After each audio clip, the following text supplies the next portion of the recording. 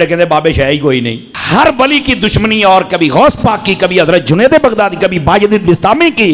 मतलब बंदे को कुत्ता होना चाहिए पर इंटरनेशनल कुत्ता तो नहीं ना होना चाहिए। सारे ही पै गए हैं। वो जड़ा उल्लू दा पट्ठा है और मिर्जा जी पता नहीं पलंबर जी क्या बला है वो। मैं समझता था ये सिर्फ प्यो कोई नहीं, ये तो मां भी कोई नहीं, ये तो खोती का पुत्र लगता है मैनू। ये तो किसी जानवर का बच्चा है यार। जब मैं हैरान हो गया यार, ऐसा यतीमुल इल्म यजीदुल फिक्र खबीसुन नस्ल वल अस्ल वल अक्ल मुतमइन कमीना इंटरनेशनल बेगैरत तू जेलम दी कुत्ती है जेड़ा हर बंदे नू पै गई है तू। लेकिन तेनू पता कोई नहीं ना, तू साडी एक सट नहीं पचानी पुत्रा। इस वास्ते अपनी जबान बंद कर, बकवास बंद कर। और पीर गुफरान साहब ने भी कहा था, सुन लो नारा गुफरान दा, मिर्जा जेल में हराम दा उनका है। और उसका जवाब नहीं दे हरामी बंदा क्या देगा बताओ ना मुझे। तो ऐसे फितनों का यही जवाब होता है। मैं क्या जा एक कंजरा गल करन लग्या, कंजर दिमाग में कंजर गल ही आनी है, तेनू शर्म तो या नहीं पई आउंदी। इस वास्ते इन लोगों की भी इतनी मुरम्मत होनी चाहिए, इतनी इतनी इतनी मुरम्मत इनकी भी होनी चाहिए। पै जाता है बाबिया नु जनाब जय जय। मैं क्या तेनू लग पता जाएगा। मैं कहता हूं अगर ये बेगैरत और कमीना और हरामी ना हो तो ये वैसे ही मर जाए, अगर हलाली हो तो। लानतिया तुझे नहीं पता, वैसे भी तू इंजीनियर है, रक्शे खोल के कस, तेरा तोकी नहीं बनता है शोबे। मौलवी असी 10 साल असी पढ़े है, तमाशे बनाए हुए हैं जो जानदियां बांदरियां लुंबड़ियां उठ के बज बगियां। ओए पै गया जे तुहाडे प्योवां पीरां नूं सर निकलो बाहर। असी फिर भी नौकरी अदा करदे पे, असी फिर भी नौकरी अदा करदे पे। ओए मिर्जे दे खिलाफ तुहाडे प्यो ने करनियां ने, निकलो बाहर। स्टेज पर बैठने वाले हाथ खड़ा करके बताएं, मुझे बताएं ये काम ठीक है कि नहीं। तमाशा करते हो, फिर कहते हैं मसलक का काम नहीं होता। मसलक वालों को तुम खुद रगड़ते हो। और जरा तुहाडे प्योवां नूं पै गया हुण तुसीं चुप बैठे हो, और निकलो बाहर। बापा जानी जो है इलियास कादरी साहब, इस वक्त सबसे बड़े इनके गौसे वक्त है ना, उन्होंने शेख अब्दुल कादिर जिलानी अल मुतवफ़ा 561 हिजरी से मुतल्लिक एक किताबचा लिखा है, जिन्नात का बादशाह। वो चीनी जिन वाला, वो चीनी जिन जिसमें वो वाकया भी है।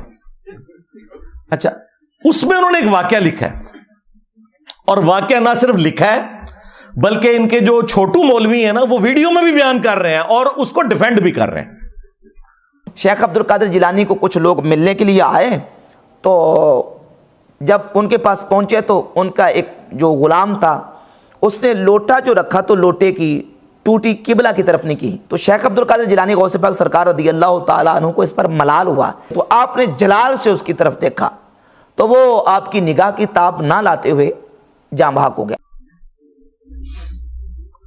और इन तालीमात को ये कुरान और सुन्नत के मुताबिक समझते हैं। हम कहते हैं ये भी फ्रॉड है। उसमें पता क्या लिखा हुआ है वाकया, कि शेख अब्दुल कादिर जिलानी रहमतुल्लाह अलैह का एक मुरीद था, वो उन्हें वुजू करवाया करता था।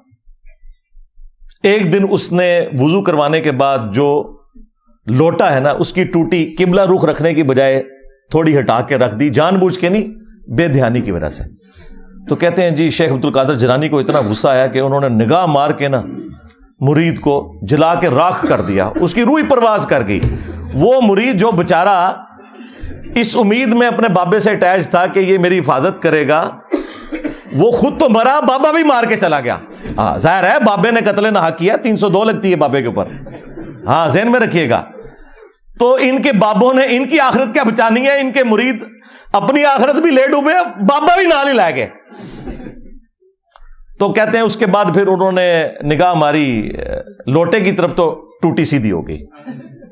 ये इन लोगों का, इनके बुजुर्गों का, अब तो मैं कह सकता हूं ना इनके बुजुर्गों का, क्योंकि ये तो मानते हैं ना, इनके बुजुर्गों का ये लेवल है कि वो बजाय लोटे की टूटी को सीधा करने के बंदे मार देते हैं, और फिर हमें ये बताते हैं कि आपने रसूलुल्लाह तक पहुंचना है ना सल्लल्लाहु अलैहि वसल्लम, इन बुजुर्गों का दामने करम थाम लें। तौबा तौबा तौबा, दिमाग खराब है साडा,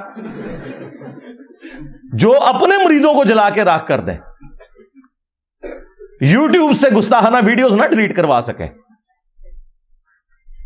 उनके साथ हमने अटैच होना है, हमारा दिमाग खराब हुआ है।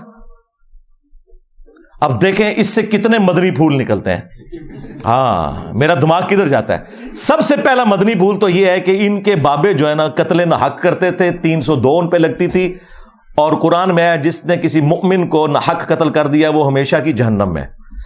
ان کے بابے بقول ان کے، میں نہیں کہتا، بقول ان کے، ہم تو حسن ظن رکھیں گے کہ عبد القادر جیلانی کو تو بیچاروں کو پتہ ہی نہیں ہوگا ان کے ساتھ کیا کچھ ہو رہا ہے، لیکن چونکہ یہ کروا رہے ہیں تو ظاہر ہے کہ پھر اس کا اینڈ رزلٹ یہی نکلے گا کہ وہ اپنے مریدوں کو قتل ناحق والا نہ صرف معاملہ کرتے تھے بلکہ مریدوں کی وجہ سے اپنی بھی آخرت برباد کر لی، ظاہر ہے خود بھی جہنم میں چلے گئے قتل ناحق کر کے، تو قرآن کا فتویٰ ہے۔ آج تو آڑے بابے 302 کٹاوا ہونا ہوتے ہیں۔ اچھا، اس کے بعد یہ رزلٹ نکلا کہ یہ جو ان کا دعویٰ ہے نا کہ یہ رسول اللہ صلی اللہ علیہ وآلہ وسلم کے دین کے پاسباں ہیں، امین ہیں، ان کی لیگیسی آگے لے کے چل رہے ہیں، یہ بھی بالکل فراڈ ہے۔ کیا رسول اللہ صلی اللہ علیہ وآلہ وسلم کا ایٹیچیوڈ یہ ہوتا تھا اپنے ساتھیوں کے ساتھ؟ بخاری اور مسلم دونوں اٹھا کے دیکھیں، انس ابن مالک کہتے ہیں 10 سال تک میں نے رسول اللہ کو وضو کروایا ہے صلی اللہ علیہ وآلہ وسلم۔ وہ کہتے ہیں میں چھوٹی عمر کا بچہ تھا، 10 سال کی عمر میں میری والدہ ام سلیم مجھے رسول اللہ کی خدمت کے لیے چھوڑ کے چلی گئیں، اور 10 سال میں نبی الاسلام کے ساتھ رہا۔ کہتے ہیں ان 10 سالوں میں کبھی ایسا نہیں ہوا کہ نبی الاسلام نے مجھے ڈانٹا ہو، مجھے کبھی یہ کہا ہو کہ تم نے یہ کام کیوں کیا، یہ کام کیوں نہیں کیا۔ وہ کہتے ہیں کئی بار نبی الاسلام مجھے کسی کام سے روانہ کرتے تو میں بچوں میں کھیلنا شروع کر دیتا۔ یار 10 سال کا بچہ کھیلے گا ہی نا۔ نبی الاسلام نے کبھی نہیں مجھے ڈانٹا، کبھی آپ صلی اللہ علیہ وآلہ وسلم گھر سے باہر نکلتے اور مجھے بچوں میں کھیلتے ہوئے دیکھتے تو پیار سے بلاتے، انیس، نام تھا انس، پیار سے بلاتے، انیس بیٹا میں نے تم نے فلاں کام کے لیے کہا تھا۔ وہ کہتے اچھا یا رسول اللہ میں جاتا ہوں۔ بس نہ ڈانٹا کبھی، نہ مارا پیٹا۔ اور تمہارے بزرگ جو کہتے ہیں ہم رسول اللہ کے ماننے والے ہیں، ہم آپ کو رسول اللہ تک پہنچائیں گے، پہلے آپ تے پہنچ جاؤ۔ یہ میں آپ کو کمپیریزن بتا رہا ہوں۔ لہذا یہ جو تم لوگ کلیم کر رہے ہو نا کہ ہمارے بزرگوں کی کتابیں بدل گئی ہیں، تو جو باتیں تم کتابوں سے بیان بھی کر رہے ہو نا بغیر بدلی ہوئی، ہمارے نزدیک وہ بھی قرآن و سنت کے خلاف ہیں۔ سمجھ رہے ہیں نا میں کیا کہنا چاہ رہا ہوں؟ ہاں، اگر نہیں سمجھ آ رہی تو میں ایک اور مثال پیش کر دیتا ہوں۔ ان کے وہ اس وقت میٹھے میٹھے ایک مبلغ جو طارق جمیل صاحب کے مقابلے پہ انہوں نے لانچ کیے ہوئے ہیں، ثاقب رضا مصطفی صاحب، ہائے ہائے ہائے ہائے، وہ خواجہ باب الحق نقشبند کے بارے میں بتا رہے ہیں کہ ان کی ایک مریدنی تھی، ہاں، اس کو بادشاہ وقت نے ایک مینارے سے گرایا، ہاں، اور وہ بخارے میں تھے۔ وہ کہتے ہیں کہ مریدنی نے آخری وقت میں بجائے اللہ کو پکارنے کے نا بابے کو پکارا۔ اوکھے ویلے بزرگ کام آتے ہیں۔ تو آگے الفاظ دیکھیں اس ذمہ دار شخص کے، یہ کہتا ہے کہ جی وہ بزرگ آئے اڑ کے اور انہوں نے مریدنی کو کیچ کر کے، ہاں اس میں الفاظ ہے پکڑ کے، تو زمین پہ آرام سے رکھ دیا جب اس کو دھکا دیا جلاد نے۔ حضرت شاہ نقشبند بخاری علیہ رحمہ نقشبندیوں کے امام ہیں۔ آپ کابل میں تشریف لائے تو بادشاہ کے گھر میں کام کرنے والی ایک خاتون آپ سے روحانی نسبت قائم کر لیتی ہے۔ جو اس کی ہم منصب تھیں انہوں نے اس سے حسد کیا اور بادشاہ کے گھر کا زیور چوری کر کے اس پر الزام دھر دیا اور گواہیاں بھی دے دی۔ بادشاہ کو بڑا غصہ آیا، اس نے کوئی بات سنے بغیر کہا کہ اس کو لے جاؤ اور محل کی چھت سے اوپر گرا دو۔ خیر اس کو چھت پہ لے گئے، جب پھینکنے لگے تو اس کے دل میں خیال آیا، وہ کسی نے بتایا تھا کہ اوکھے ویلے بزرگ کام آتے ہیں، تو اس سے بڑھ کر اوکھا ویلا ہو کیا سکتا ہے؟ تو اس نے بخارے کی طرف منہ کر کے کہا، شیعہ للہ چو گدائے مستمند المدد خواہم ز شاہ نقشبند۔ اور اتنے میں جلاد نے پیچھے سے دھکا دے دیا۔ جب وہ نیچے گئی تو حضرت شاہ نقشبند بخاری نے پکڑ کے آرام سے زمین پہ رکھ دیا۔ تو حیرت زدہ ہوگی، حضرت آپ کب آئے تھے؟ کہا تو از چبارہ آمدی من از بخارا آمدم، تو چبارے سے چل پڑی تھی، میں بخارے سے چل پڑا۔ اور بعد میں مریدنی پوچھتی ہے کہ حضرت آپ کہاں سے ہیں؟ تو انہوں نے کہا کہ تو مینارے سے چل پڑی اور میں بخارے سے چل پڑا، اور نہر والے پل تے آ کے ملے دوئے۔ یہ تبدیل تو نہیں ہوا، ظاہر ہے ثاقب رضا مصطفی صاحب جب بیان کر رہے ہیں تو یہ واقعہ تبدیل تو نہیں ہوا نا، اس کے ساتھ تو ہم یہ کر سکتے ہیں نا سب کچھ۔ اور دوسری طرف بخاری مسلم میں حدیث ہے کہ اما عائشہ سلام اللہ علیہا کہتی ہیں کہ اللہ کے محبوب صلی اللہ علیہ وآلہ وسلم نے کبھی بھی کسی عورت کو بیعت کے لیے ہاتھ نہیں لگایا. اور ان کی حالت دیکھیں کہ ان کے جو پیر ہیں وہ مریدنیاں کیچ کرتے ہیں. اب میں نے تو نہیں ان کو کہا کہ نامحرم مریدنی کو کیچ کیوں کیا، یہ میں آپ کو کمپیریزن بتا رہا ہوں. اس کے بعد ایک اور واقعہ جو بڑا مشہور کیا ہوا انہوں نے، وہ کہتے ہیں کہ جی ابو الحسن خرقانی جو تھے نا، جو بایزید کے خلیفہ تھے، وہ خلیفہ بھی جا کے قبر پہ ہی ہوئے ہیں، مطلب ان کے مرنے کے بعد تو وہ پیدا ہو رہا ہے بندہ. تو محمود غزنوی جب سومناتھ پہ حملے کر رہا تھا تو اس کو کامیابی نہیں ہو رہی تھی، تو آخری دفعہ اس کے پاس ابو الحسن خرقانی کا ایک کرتا تھا جو اس نے اللہ کے حضور توسل کے طور پر پیش کرتے ہوئے دعا کی اور اسے فتح ہو گئی. اور رات کو خواب میں بابا جی آ گئے اور بابا جی ناراض ہیں. وہ کہتے ہیں کہ تو نے میرے کرتے کی اتنی کم قیمت لگائی ہے، اگر تو یہ کرتا اپنے ہاتھ میں پکڑ کے اللہ سے یہ دعا کرتا کہ ہند کی سرزمین میں قیامت تک کوئی کافر نہ ہو تو یہ سارے مسلمان ہو جاتے. حضرت ابو الحسن خرقانی ایک بزرگ گزرے، یہ حضرت بایزید بستامی کے سجادہ نشین تھے. اتنے بڑے آدمی تھے، اپنا جبہ دیا محمود غزنوی کو، جب مشکل آئی تو دعا مانگنا آگے رکھ کے اللہ فتح دے دے گا. تو محمود کہتے ہیں جب سومناتھ کے مندر نہیں فتح ہو رہے تھے تو میں نے بابے کا جبہ سامنے رکھ کے دعا کی تو اللہ نے مجھے فتح دے دی. کہتے ہیں بابا جی رات خواب میں ملے تو کہنے لگے تو نے کیا قیمت ڈالی میرے جبے کی؟ کہا حضور کیا مطلب؟ فرمانے لگے تو میرا جبہ سامنے رکھ کے دعا کرتا کہ یا اللہ ہندوستان کے سارے کافر مسلمان ہو جائیں تو اللہ نے توفیق ایمان دے دینی. یہ تو نے کیا دعا مانگی ہے؟ یہ تعلیمات بتاتے ہیں اور پھر سبحان اللہ پڑھتے ہیں. اور یہ واقعہ تذکرۃ الاولیاء کے اندر بھی لکھا ہوا ہے شیخ فرید الدین عطار نے. اب یہ واقعات بیان کرتے ہیں تو ہم اس کے مقابلے میں انہیں بتائیں گے کہ بھائی اگر ان کرتوں سے کوئی فرق پڑتا تو اس کائنات میں سب سے عظیم کرتا تو رسول اللہ کا ہے صلی اللہ علیہ وآلہ وسلم.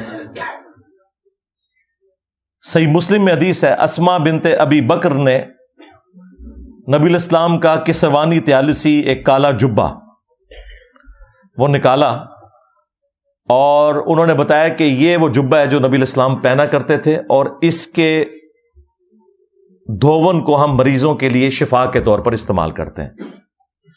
نبی الاسلام کا کرتا مبارک جو صحیح تبرک بھی ہے، جس سے صحابہ کرام نے تبرک بھی حاصل کیا، وہ کرتا جب نبی الاسلام خود پہنتے تھے، اس کرتے کو دیکھ کے تو مشرکین عرب نے اسلام قبول نہیں کیا. اور اس کے بعد رومنز اور پرشینز کے خلاف جب صحابہ کرام نے جنگیں لڑی ہیں تو وہ کرتا تو نہیں لے کے گئے، جس طرح یہ ابو الحسن خرقانی کے کرتے سے دعا کی ہے، انہوں نے تو رسول اللہ کے کرتے سے کوئی دعا نہیں کی ہے.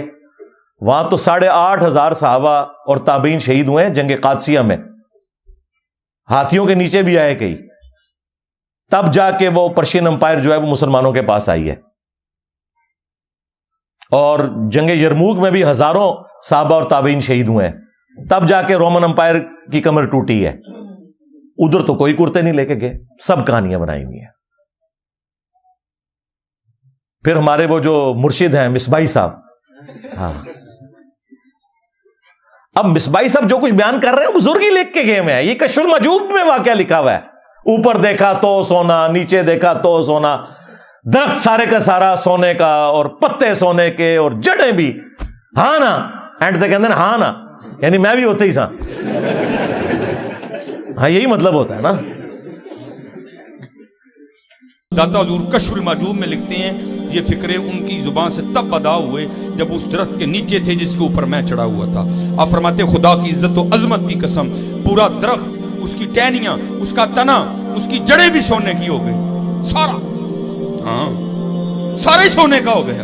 اب وہ جو ہے نا وہ مٹی اٹھانے کے لیے نیچے ہوا، تو نیچے دیکھا تو زمین سونے کی، زمین سونے کی ہے.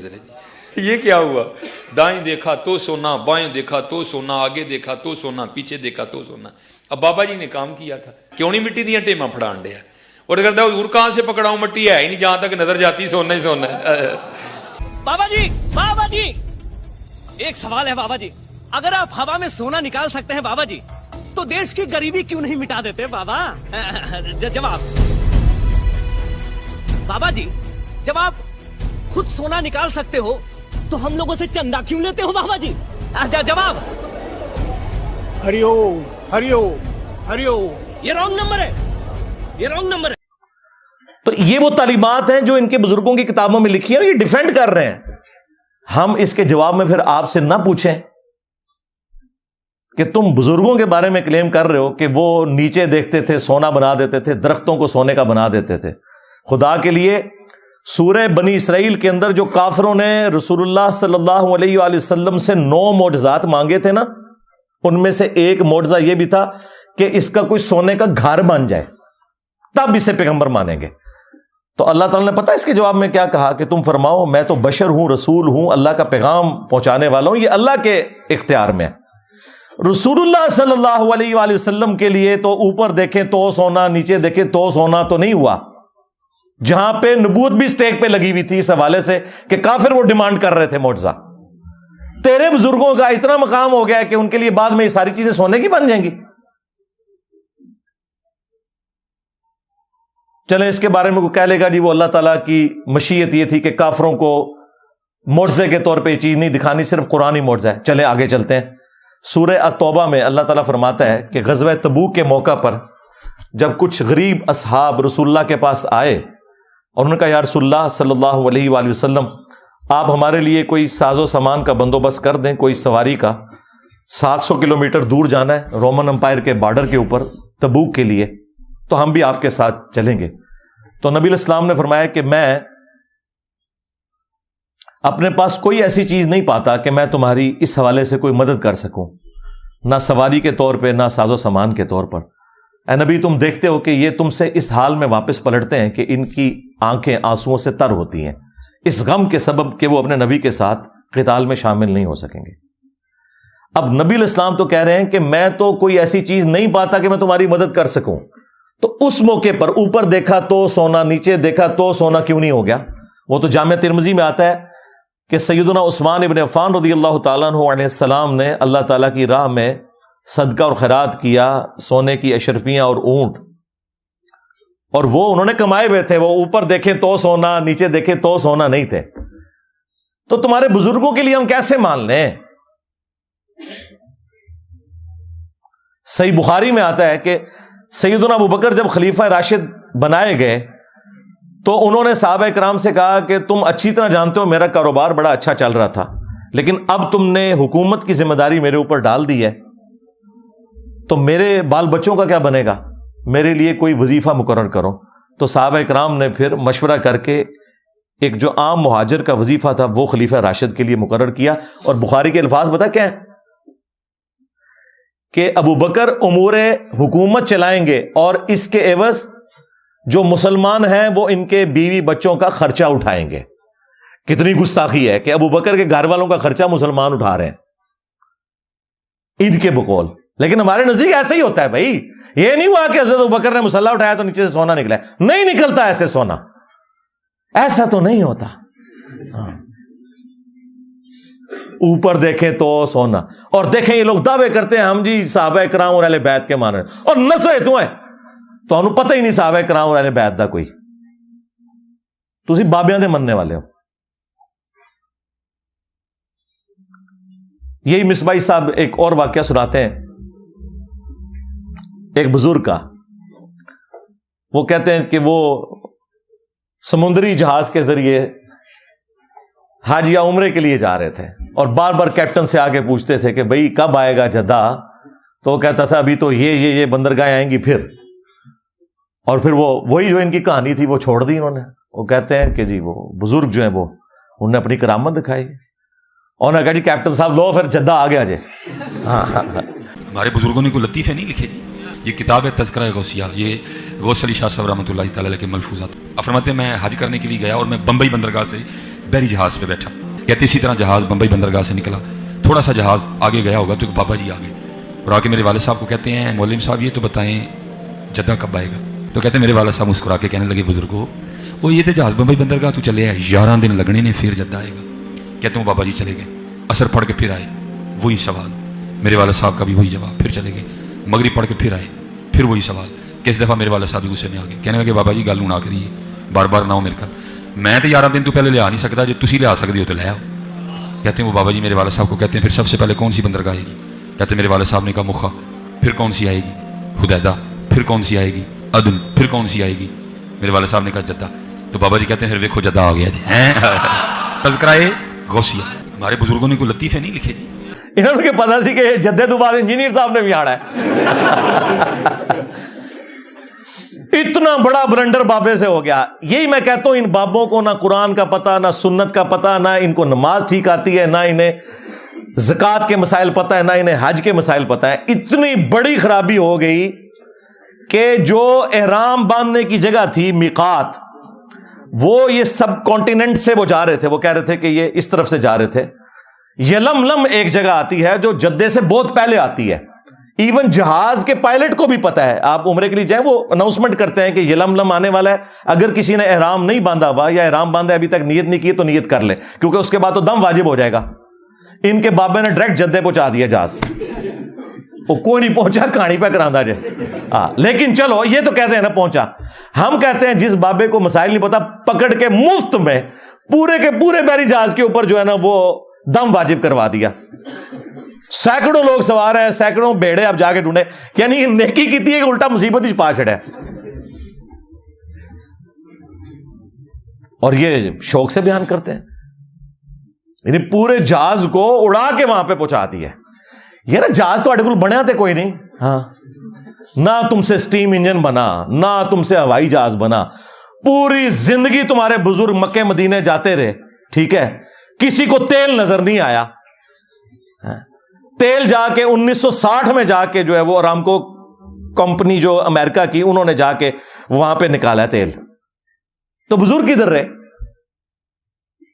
سب کہانیاں کراتے رہے.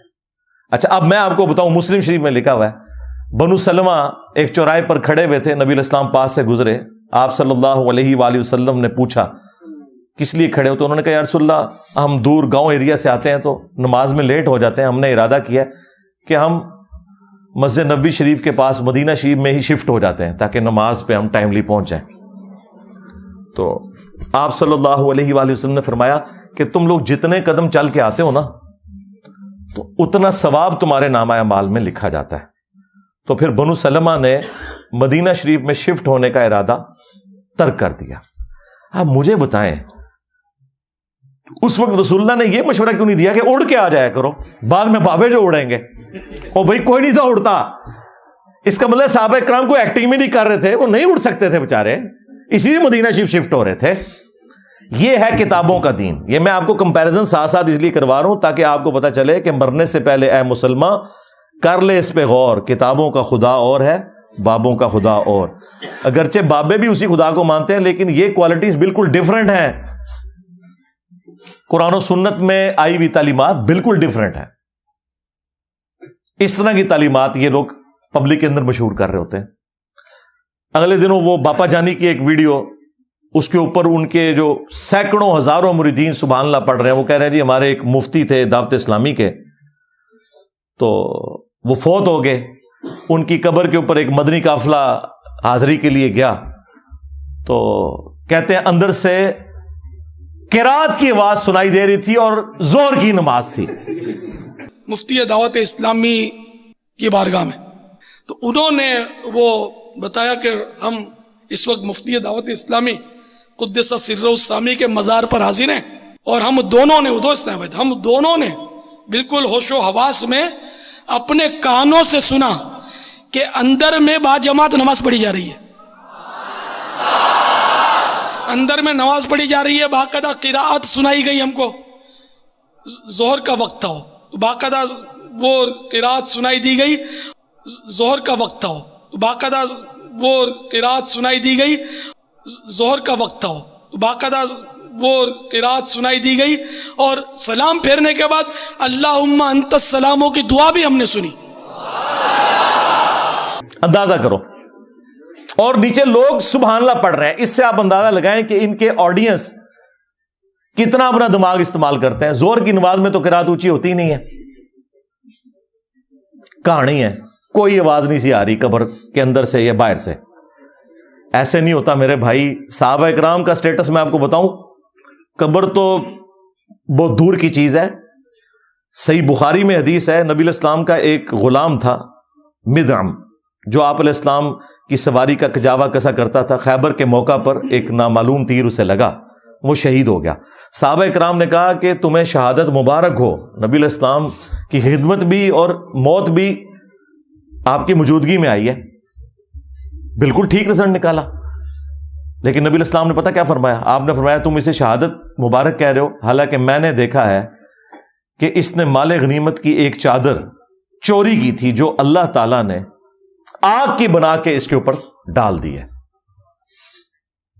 صحابہ کرام کو تو سامنے میت کے اوپر کوئی چادر نظر نہیں آئی. ان کے بزرگوں کو نظر آتا ہے جی قبر کے اندر کون نماز پڑھ رہا ہے, کوڑ مارے اور نماز زور کی اور کہہ رہے کہ رات کی آواز باہر سنائی دے رہی تھی.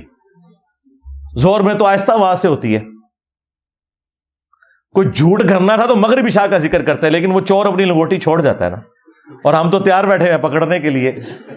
چھوڑ ہی نہ ہو تب بھی ہم پکڑ لیتے ہیں, جب کوئی اتنی چھوڑ کے جائے تو ویسے پکڑی جائے گی. تو صحابہ کرام اپنے گھروں کی طرف دوڑے.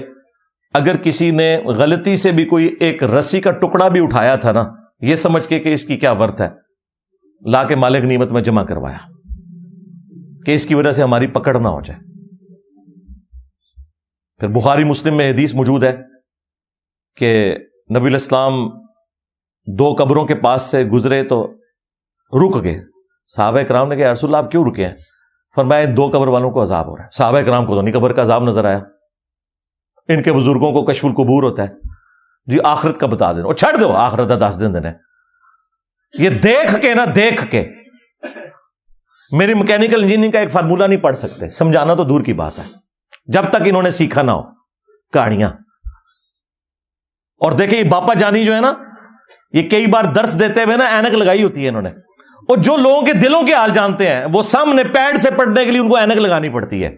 اور زوم کر لیا کرو اینج کر کے, کم از کم انجینئر صاحب دے فتوے تو بچ جاؤ. اینک کے بغیر جو سامنے لکھا ہوا اردو نہ پڑھ سکے وہ دل کے حال جانے گا. کہانیاں کرانیاں بند کرو. جھوٹ اپنی طرف سے چیزیں بنا بنا کے مارکیٹ میں پھینکتے ہیں, اور لوگوں کو جو ہے نا وہ اپنے بزرگوں کا پھر اسیر کیا ہوا ہے کہ جی ہمارے بزرگ تو یہ کر لیتے تھے, تو وہ کر لیتے تھے, تو یہ کر لیتے تھے.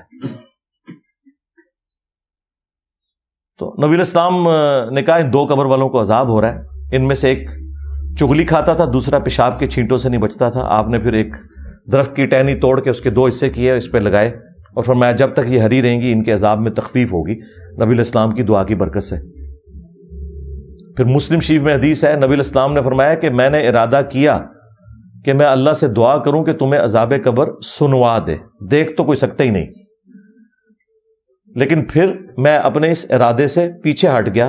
مجھے خدشہ ہوا کہ تم اگر عذاب قبر سن لو تو اپنے مردوں کو دفنانا ہی چھوڑ دو گے, اتنا خوف کھا جاؤ گے. صحابہ کرام کو تو عذاب قبر دیکھنا تو دور کی بات, نبی علیہ السلام کہتے ہیں تمہیں تو سنوایا بھی نہیں جائے گا, اور یہ لوگ اپنے بزرگوں کے بارے میں کلیم کرتے ہیں. سب کہانیاں بنائی ہوئی ہیں, جھوٹ ہے. جھوٹ بولو اور بولو, بولتے جاؤ, اسی لپیٹتے جاؤں گے تھوڑی. اینڈ ریڈی نے گچھی انہوں آگے لا دیں گے قرآن و سنت کے دلائل سامنے رکھ کے. کہانیاں بنائی ہوئی ہیں, جھوٹ پہ جھوٹ بولتے جاتے ہیں. تو یہ وہ تعلیمات میں آپ کو بتا رہا ہوں موٹی موٹی جو ان کے کلیم ہیں. اور جی بزرگ تھے تو وہ ان کا ایک مرید تھا, اس کی بیوی حافظ قرآن تھی, وہ بیچارہ کوہرا تھا, وہ پریشان ہو گیا. بیوی نے کہا میرے نڑے نہ لگی جو تک تو بھی حافظ نہ بنے. تو ٹائم قیامت تک کی. وہ جناب پریشان ہو کے پیر صاحب کے پاس پہنچا. پیر صاحب نے کہا جی کہ جی صبح, اور یہ وہ واقعات جو انہوں نے کتابوں میں لکھے ہوئے ہیں, بیان کرتے ہیں, یہ وہ ہیں جو تبدیل نہیں ہوئی ہوئی, یہ وہ چیزیں نے. کہتے ہیں جی وہ پیر صاحب نے صبح کے وقت جب سلام پھیرا فجر کی نماز میں, دائیں طرف جتنے تھے حافظ قرآن بن گئے, بائیں طرف جتنے تھے ناظرہ بن گئے. اور لوگ کہتے ہیں سبحان اللہ. اس طرح کوئی حافظ قرآن بنتا ہوتا تو صحابہ صفا کا جو چبوترا ہے 155 صحابہ کا،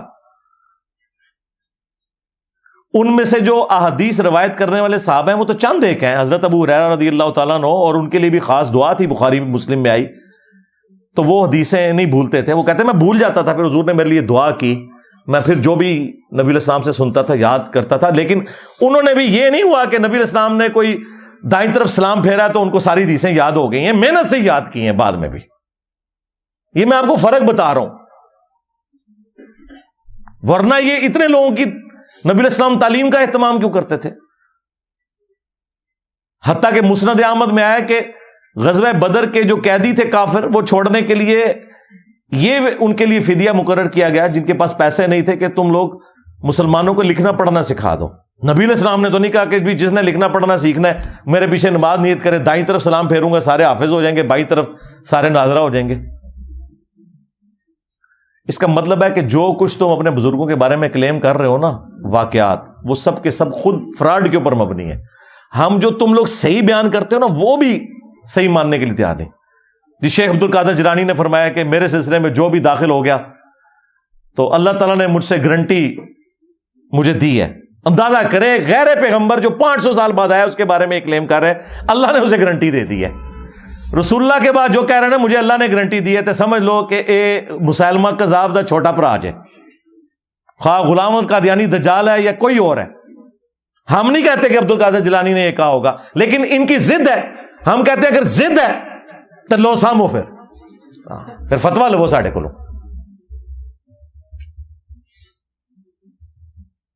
تمام اولیاء کی گردن پہ میرا پاؤں. توبہ توبہ، کیا کبھی ابو بکر، عمر، عثمان و علی نے یہ دعویٰ کیا کہ تمام صحابہ کی گردن پہ ہمارا پاؤں ہے؟ اور یہ آگے سبحان اللہ پڑھ رہے ہوتے ہیں. عقل کا ماتم کرے. جی میرا مرید جو ہے وہ مشرق میں ہو اور میں مغرب میں، اور اس کا ستر کھل جائے تو میں پہنچ جاؤں گا. میں کہا بڑو سچے قادری.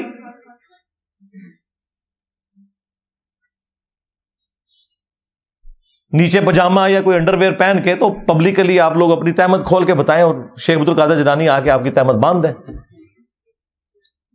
وہ کہتے ہیں نہیں، اس طرح تو بزرگوں کو چیک تو نہیں کرنا چاہیے نا، یہ تو ویسے انہوں نے فرمایا تھا. اور پریکٹیکلی ایک ہوا ہے انڈیا میں، ایک مولوی ان کا قادری تقریر کر رہا تھا، بڑا اچھل کود رہا تھا، اس کی شلوار اتر گئی. وہ آپ نے ویڈیو دیکھی ہوئی ہے نا؟ یہاں کے فارغین تبلیغ اس طرح کریں گے، سارے بڑے کو ہم دیوبند کی مکتب میں شامل حاصل کر لیں گے.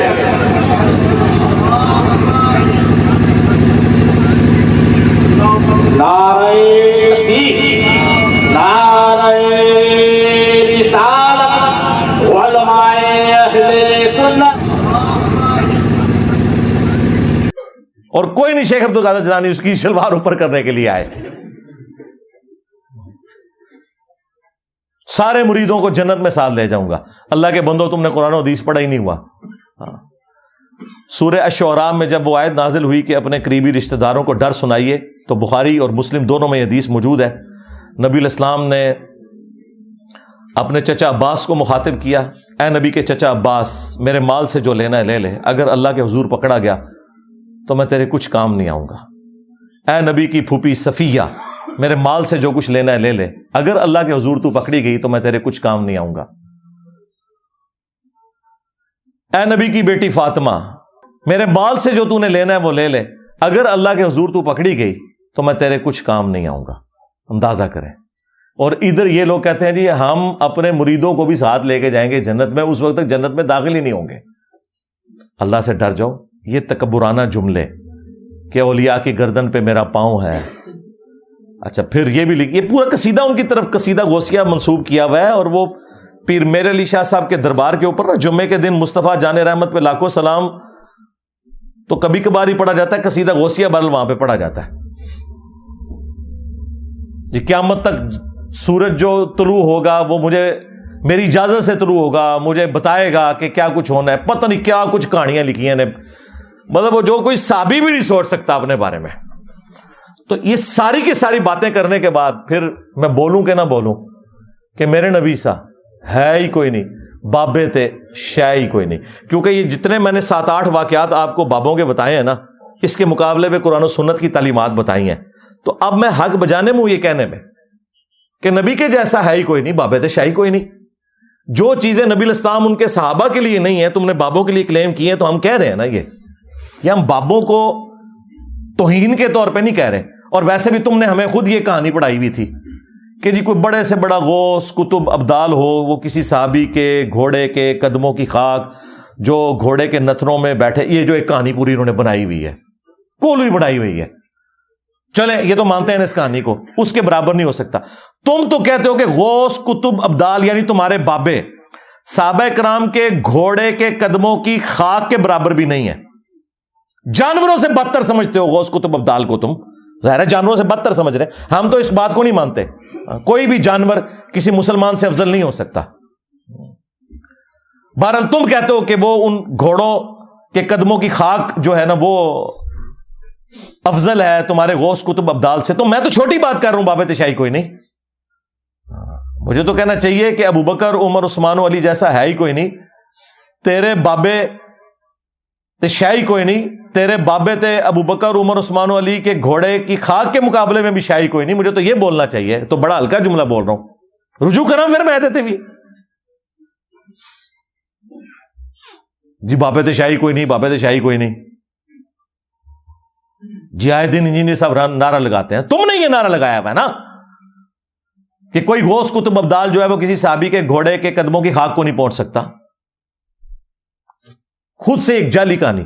ہاں یہ ضرور ہے حدیث ابو داؤد کے اندر، جب مولا علی علیہ السلام کے اوپر سب و شتم کروا رہے تھے بنو امیہ کے لوگ کر رہے تھے، حضرت مغیرہ ابن شعبہ کی موجودگی میں، وہ گورنر کوفہ تھے، وہ اپنے سامنے کروا رہے تھے. مسند احمد میں بھی موجود ہے.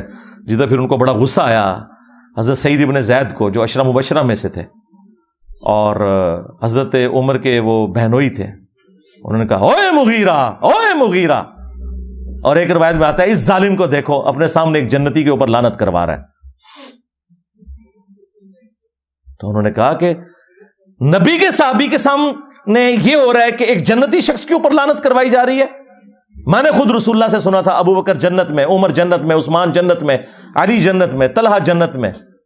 عشرہ مبشرہ والی انہوں نے حدیث سنائی اور انہوں نے کہا کہ یاد رکھنا تم بعد کے لوگ جتنے ہو نا، تمہیں عمر نو بھی مل جائے نا، تو جو نبی کا صحابی نبی صلی اللہ علیہ وآلہ وسلم کے ساتھ جہاد میں شریک رہا اور اس کے چہرے کے اوپر گرد آ گئی، مٹی، اس جہاد کی وجہ سے، تو کوئی شخص جو ہے عمر نو بھی اسے مل جائے نا، وہ پوری زندگی نیک اعمال کرتا رہے نا، وہ صحابی کے برابر نہیں ہو سکتا. حدیث میں یہ تھا کہ جس صحابی کے جسم پہ گرد آ جائے جہاد کرنے کی وجہ سے، اس صحابی کے برابر، عمر نوح کے برابر بھی کسی کو عمر مل جائے، وہ نیک اعمال کرتا رہے، نہیں پہنچ سکتا. انہوں نے کہانی بنا دی کہ جی گھوڑے کے قدموں کی خاک کے برابر بھی نہیں. جو صحیح بات ہے وہ میں نے آپ کو بتائی کیا موجود ہے. تو جب تم کہو کہ کوئی بڑے سے بڑا غوث کتب ابدال کسی صحابی کے گھوڑے کے قدموں کی خاک کے برابر نہیں، تو تم خود ہی کہہ رہے ہو نا بابے شاہی کوئی نہیں. ہم تو پھر بھی بہت بڑی بات کر رہے ہیں کہ نبی کے جیسا ہے ہی کوئی نہیں، بابے تھے شاہی کوئی نہیں. تم نے تو یہ پڑھایا ہوا ہے کہ صحابی کے گھوڑے کی خاک جیسا ہے ہی کوئی نہیں، بابے تھے شاہی کوئی نہیں. تو میرا نعرہ تم سے بہتر ہے اللہ کے فضل سے، لیکن توجہ نہیں تھی. صلو علی محمد وآل محمد، اللہم صلی علی محمد وعلی آل محمد واصحاب محمد وازواج محمد وامت محمد اجمعین الی یوم الدین آمین. اللہم انی اسألک بانک انت اللہ لا الہ الا انت الاحد الصمد الذی لم یلد ولم یولد ولم یکن لہ کفوا احد. اللہم صلی علی محمد وعلی آل محمد. ربنا آتنا فی الدنیا حسنہ وفی الآخرة حسنة وقنا عذاب النار. ربنا آتنا من لدنک رحمہ وہیئ لنا من امرنا رشدا. لا الہ الا انت سبحانک انی کنت من الظالمین. اللہم اغفر لحینا ومیتنا وشاہدنا وغائبنا وصغیرنا وکبیرنا وذکرنا وانثانا. اللہم من احییتہ منا فاحیہ علی الاسلام ومن توفیتہ منا فتوفہ علی الایمان۔ اے اللہ جن جن بھلائیوں کا سوال تیرے محبوب صلی اللہ علیہ وآلہ وسلم نے تجھ سے کیا، ہمارے حق میں، ہمارے ماں باپ کے حق میں، ہمارے بیوی بچوں کے حق میں، پوری امت کے حق میں قبول و منظور فرما۔ جن جن چیزوں کے شر سے تیرے محبوب علیہ السلام نے تیری پناہ طلب کی، تمام مسلمانوں کو ان چیزوں کے شر سے اپنی پناہ عطا فرما۔ بالخصوص فلسطین کے مسلمان، کشمیر کے، چائنا کے، انڈیا کے، افغانستان کے، یمن، عراق، شام، پاکستان، جہاں کئی مسلمان کس پرسی کی زندگی گزار رہے ہیں، غیب سے ان کی عزت، آبرو، جان و مال کی حفاظت فرما۔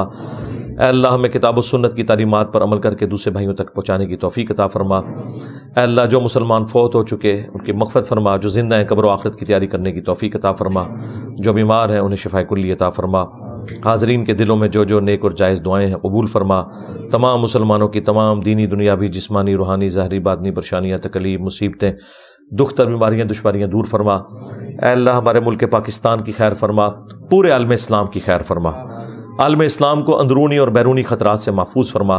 سبحان ربک رب العزت عما یصفون وسلام علی المرسلین والحمد للہ رب العالمین وصلی اللہ علی النبی الکریم وعلی آلہ واصحابہ اجمعین الی یوم الدین۔